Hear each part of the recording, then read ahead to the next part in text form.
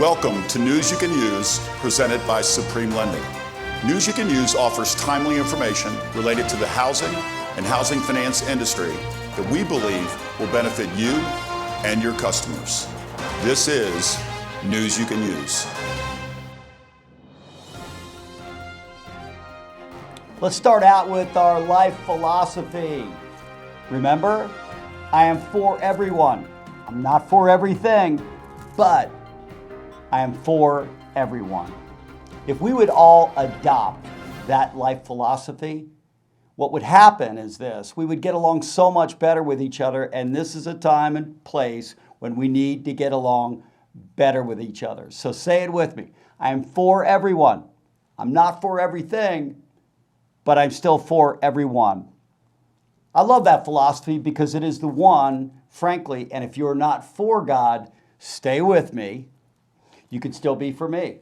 But it's the relationship that we have with God. He's for us all the time. He's just not for everything we do. And so I just adopted it, and I thought that it would be something great. And even if you're not a godly person, you can still be for everyone, just not in agreement on everything, but still for everyone. Let's kick into gear with news you can use. Hopefully today will give you context for where we are in the story of 2020, which is dominated by COVID-19.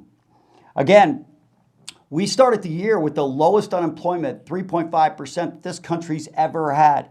We started the year with excitement about where not only housing, but the overall economy was going. And then COVID showed up and it changed everything. And I mean changed everything. We didn't even know that masks, other than, well, when you were out to do no good, were something that could actually be helpful. But they are. Wear your mask. Not a big deal. But if you don't, I'm still for you. All right, let's move on. We put ourselves, as a result of interest, to flatten the curve. That what we really were trying to do, just to bring everybody back to level set, is we were trying to keep the hospital system from being overwhelmed in the early stages of COVID-19. We didn't have treatments. We still don't have treatments, but they're better. We don't have a vaccine. We didn't have the time. So what did we try to do? We tried to slow it down so we wouldn't overrun the health system. That was the whole point of quarantining and putting our economy into a coma, which we did. We intentionally shut down the economy with a single fundamental idea, which is not to get rid of the virus. It doesn't go away. Viruses don't. We were simply trying to slow down the growth of it so that we could get on the other side from a health standpoint.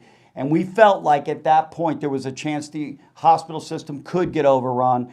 And by the way, we succeeded in the early stages, and we did go into a coma, the economy, and we did change everything from where we started the year, and now we're in the middle of that journey, and we simply want to tell you where we're at and where we're going next in terms of the road to recovery. So let's move on. We said in the very beginning that there was basically three things. There was monetary policy, which is managed by the Federal Reserve. There was fiscal policy managed by Washington, legislators in the White House in Washington. And finally, we were going to track the progress we would make with regard to treatment of COVID and otherwise. The Fed, we've already reported to you a number of times, they've done anything and everything and then some more. They get a big check. Great job so far.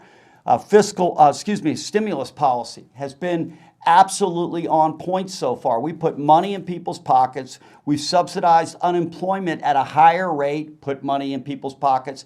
We put money in employers' pockets, PPP, so they would be not interested in laying people off. They'd be interested in keeping the jobs. Why? So that we could wait till we flatten the curve and then take the economy back out of a coma. So that's what we did. And in fact, the coma that we put ourselves into, the shutdown, it did save, according to health experts, lots of lives, because early on, we would not have been able to deal with COVID as well as we can today. And that's an important theme. We do have a better chance to treat the same patient today. And in fact, a lot of the patients today, if in fact infected, would get much better treatment and probably death rates would be lower. And we expect that going forward. Waking up from the coma, the impact of shutting down was staggering.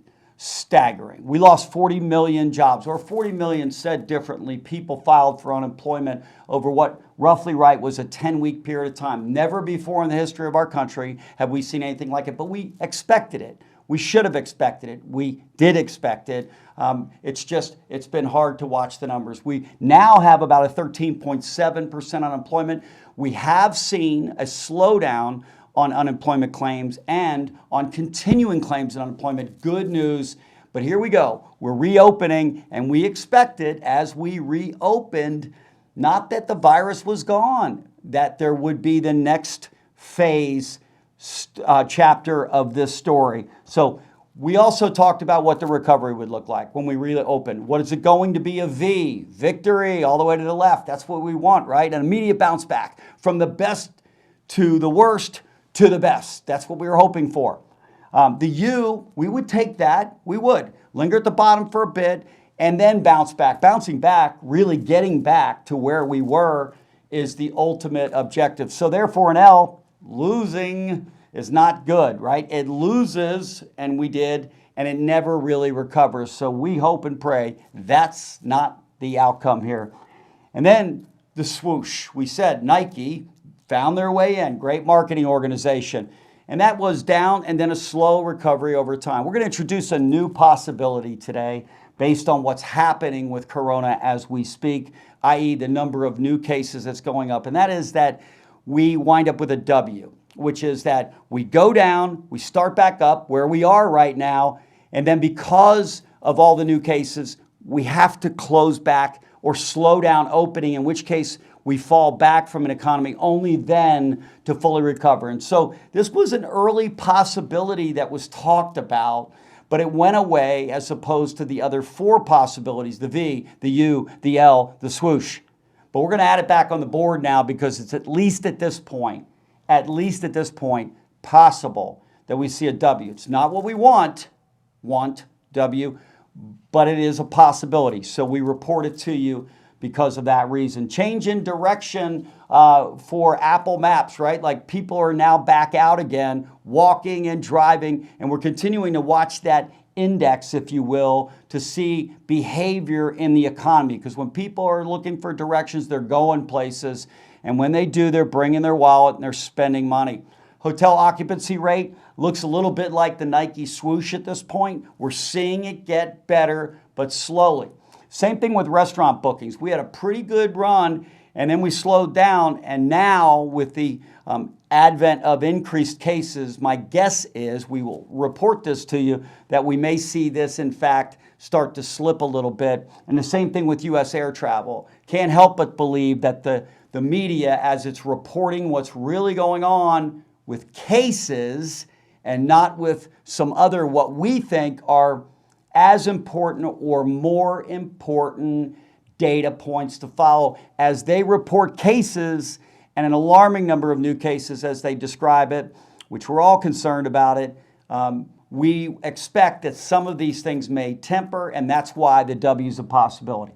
What we're all watching as well, in amazement, and blessed we all are, that is in housing, because we have essentially today one of the only industries with a V, and it's continuing. We're continuing to see the pace in our organization. You're getting it as well. Now, that doesn't mean there are no issues, like we have inventory issues, but thank God we don't have an inventory issues with buyers. We have plenty of buyers, just need more homes so that we can take our buyers and put them under contract and get them closed. Let's get to this media issue today, which I'm not biased with the media at all. I want you to know that, okay? Because I'm for everyone. I'm just not for everything. Sometimes I think they have a motivation that's not always like ours here at Supreme. See, our motivation, mission here at Supreme is to serve others before self. That's why we're doing this program today, to serve you, to educate you, so that you can then educate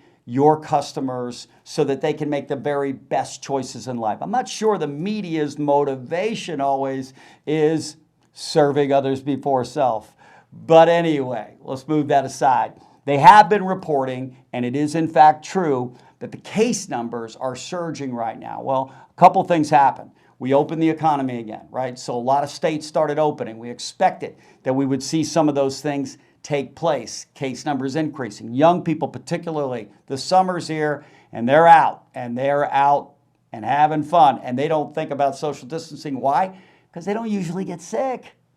Rarely. So why would they be as concerned? Well, only for their parents. That's why they would be concerned. So here's what's up, and you can take a look. The chart on the left-hand side, this is the idea that you're hearing about in the media, which is true, which is case numbers are going higher. We do have a lot more testing centers now, and it is true that we are testing a lot more than we were, but the number of confirmed cases is in fact true, is going up a little bit right now, meaning that in the past when we tested, we had X% of people actually come with a confirm of COVID-19. Those numbers are a bit higher in the last couple of weeks, and the test numbers are higher. And you combine all that together, we just simply have more cases getting reported right now, like record cases. That said, we also think that there's two really important data points that you care about and I care about, that everybody cares about. Let's face it, in the end, COVID-19, we're really afraid that we might have to get hospitalized, because if we get hospitalized, we may die. If we knew it was just like another flu, we would not want it. We might even wear a mask not to get it. But if we didn't think we were going to be hospitalized or die from it, it would be a game changer, wouldn't it? Well, guess what? The reality of it is that these two data points, hospitalizations and death rates, are the ones that we are going to focus on with you, because the media is going to tell you all about new cases. What we're going to tell you about is what I believe you really care about long term, and that is hospitalization rates and death rates. These are the hospitalization rates, and what we're seeing basically is that you're not seeing the same spikes in hospitalizations at this point as you are in cases. Now, there's some thinking that that'll be a couple weeks down the road. We'll keep a close eye on that and report back to you, just in case the media doesn't. But we want you to know that this is what we're watching, because we think hospitalizations, if they were on the increase, now we have a real chance for a W, because we might have to slow down the reopening and maybe even roll back some of the reopening, which certainly would not give additional momentum to the economy. So look, the other point that's really important to make is that the data tells us that when you have certain underlying conditions, okay, the hospitalization rates are going to be higher.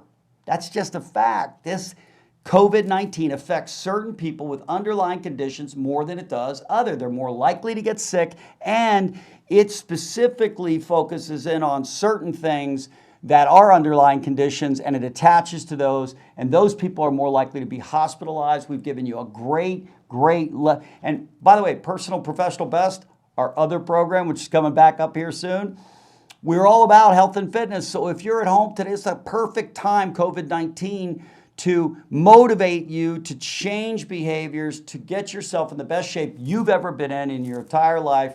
That's what we want you to do, get in the best shape ever, because no matter what happens then, COVID or the next COVID, you'll be better prepared to deal with it. Let's go to the real fundamental issue. This is an upside down V.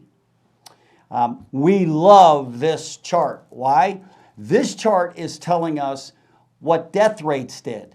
You see, they went way up and they've been coming down, falling like a rock, actually, death rates in this country. This is obviously the most important issue for all of us. Hospitalizations, we believe, is second. Case confirms, we think, is important too, so it's not that it shouldn't be reported, but reporting new cases without hospitalizations and without death rates really isn't the full picture. And we want the full picture to be in your hands. This is a chart that is really pretty telling, because it gives you actually the deaths by week in our country total, and then it gives the ones that are due from COVID. And we went from being at a high point weekly of about 16,000 people dying a week in this country to last week 481 on average, okay? These are daily averages, right? So we're trying to create a mindset for you that says, if you look at the data week to week to week, we've been in a decline now since April, and that's a big deal. And this kind of continues to show it to you in a pretty dramatic way. So this is what we're looking for, and we are hoping and praying, and we want all of you to join us that pray that we continue on this course.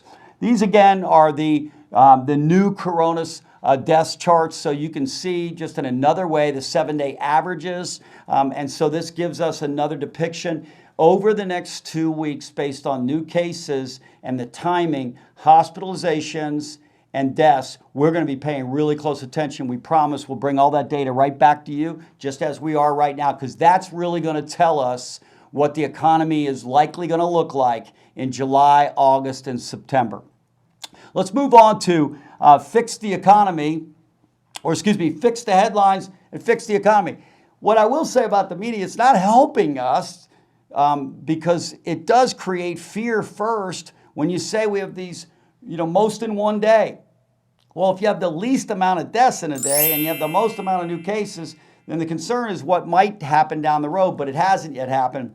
So the headlines are not helpful to fix the economy, because certainly anyone who's listening to the news today, which everyone is, they're all hearing this concern about new cases, and maybe that keeps the restaurants maybe from getting booked. Maybe that keeps people from going out and spending their money otherwise, like on trips, etc. So we really do need balance in terms of information. We hope we're giving it to you today so that you can make the most thoughtful decisions.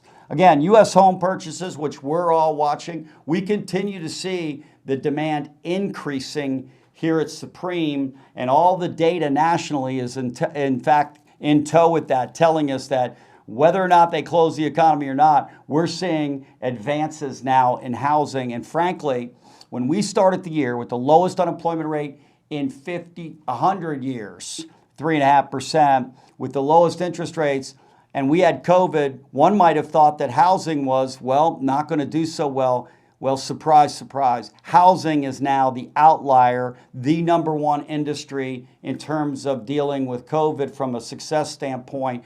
We've seen an amazing upturn. Thank God for your blessings and my blessings. Make sure you take care of a neighbor with your blessings right now. Be additionally generous. That's what we're trying to do. Now, one of the impacts that has taken place with the unemployment rate that does affect housing and housing finance specifically is that mortgage programs, as it says here, were drying up like 2008, specifically in the jumbo area. But what really we've seen happen is credit tighten, credit score specifically, meaning you can still put down 3.5% and get an FHA loan. You can still put down a minimum amount, 3%, and get a conventional loan. You can still do all the financing, typical financing, but your credit score has to be better in order for you to be able to get it done.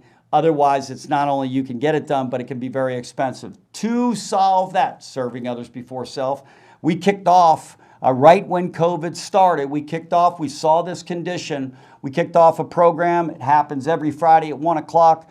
We have Lisa Myers, one of the top experts in America. She's now reverently known, not only by us, but by a lot of you now, as the Credit Whisperer. Lisa has a 30-minute program on Fridays where she basically takes your customer. So here's what you do. You refer your customer to us and then tell them, go to their Friday Credit Essentials program. Take it 30 minutes. You'll learn a ton about credit. Then the loan officer that I referred you to will take you through, if you'd like, a process very easy, not painful, not like going to the dentist, and you can get your credit score higher, which will save you some money. How about that for serving others before self? Let me show you how that actually works. Scenario number one, $300,000 sales price, pretty normal. That's about the average in America today. 5% down payment, so we're talking about maximum financing. This is a 30-year fixed rate conventional mortgage. I know you hear that rates are in the twos, right?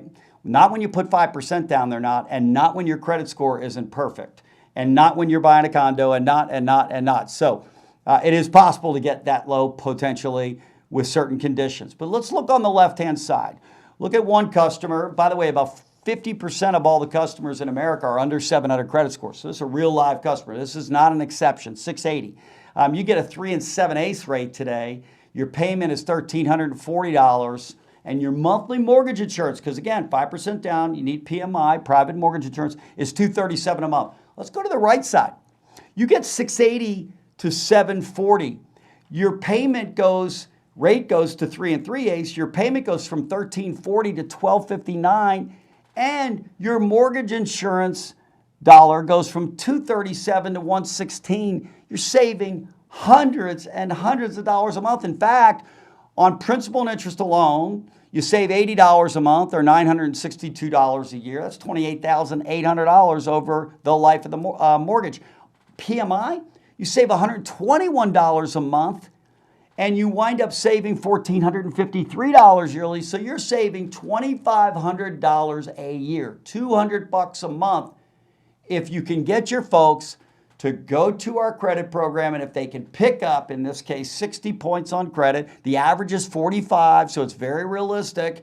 The average is 45. Not everybody gets 45. Some get more, some get less. But if you can pick it up, look at the amount of savings you can get for your customer by referring Supreme and going to Credit Essentials. That's what serving others before self does. It thinks about the needs of others. We have yours, how to make you more valuable to your customers, how to make this process of home buying not only excellent, the process, get there on time, close on time, fund on time, and also how do we help them understand their credit score, improve this credit score so they can save money. Let's take a look at scenario number 2, $200,000 sales price, 3.5% down, 30-year fixed rate mortgage, very typical deal in the market today. 620 credit score, the lowest that can be done today, basically with almost every lender in America. You pay 4 7/8. We're not talking about 2 7/8. We're talking about 4 7/8 because the credit score is so low and the down payment is so low. Still worthwhile buying, by the way. Your payment's $1,039 a month, okay? We get it up to 640. We're talking 20 points. We average 45 points when people go to Lisa's program.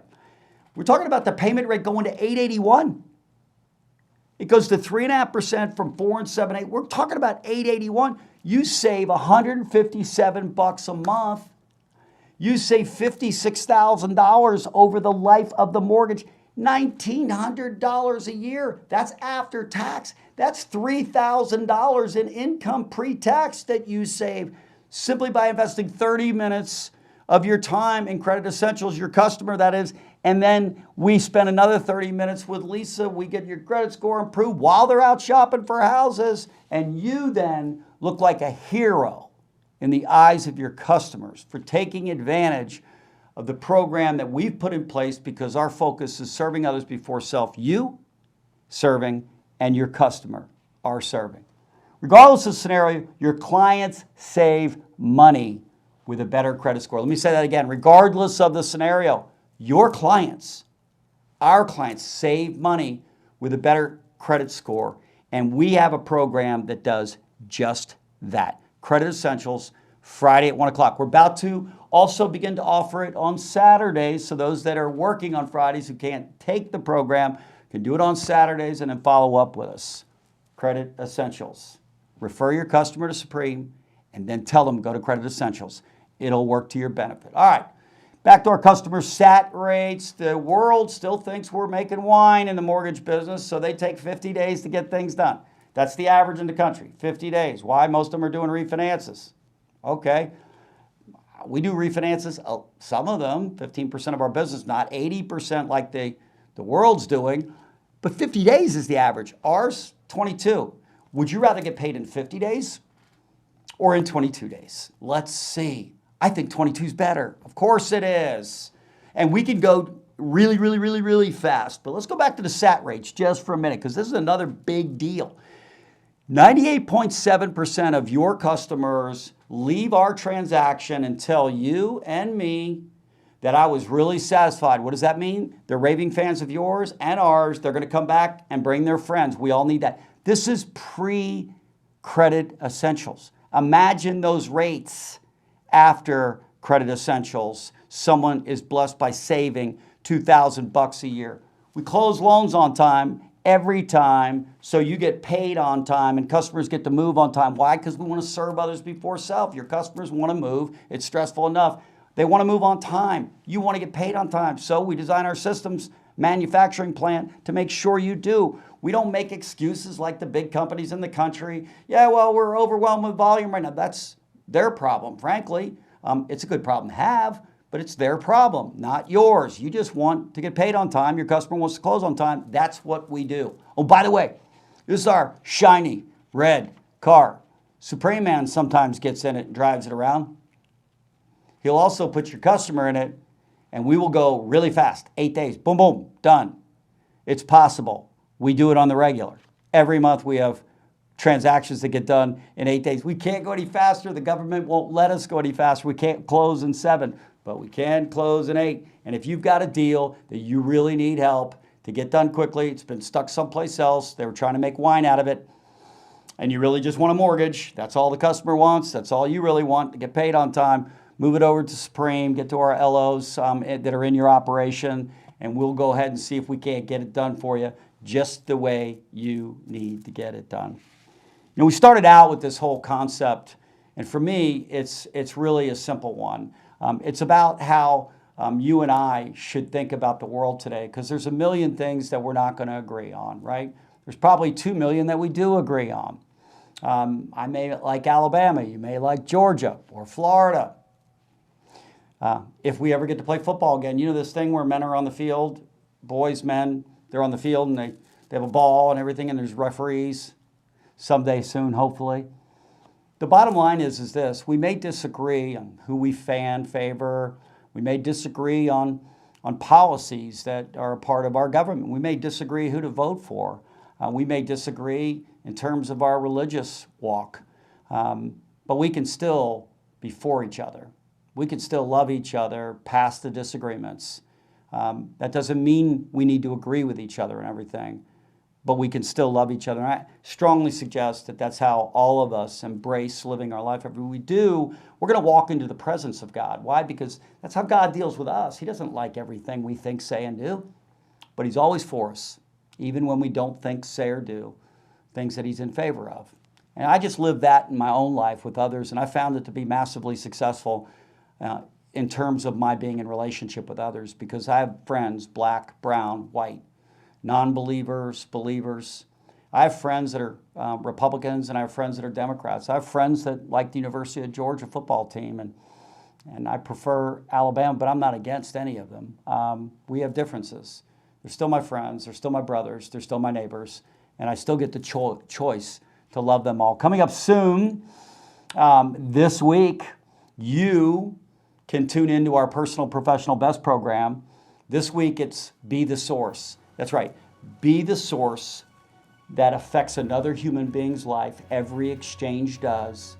And if we're intentional and we invest as a source and deposit something substantially good in the life of another human being, the trajectory of their life and everyone else's life that they touch is better because of it. And we want you to join us so that I can tell you my story about how the source deposited in my life, changed my life forever, which has affected all of your lives. That's why we do Serving Others Before Self here, because of the source. That's it for today. We thank you for tuning in to News You Can Use. We say, pay attention, hospitalizations. Pay attention to death rates. We'll see you again next week.